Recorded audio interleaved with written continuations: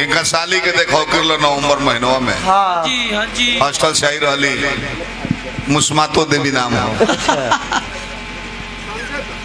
हम जाने की कहले कि भैया चलो ना देखो कि हम हमारा काहे के ले जेबे हमको ना बेटा पक्ष है क्यों कहते देख पसंद करे बोले चलो ना ब्यास है या कुछ पर भी काम हो जाई तो चलो टेल टाल के पसंद करा दी हो जाए।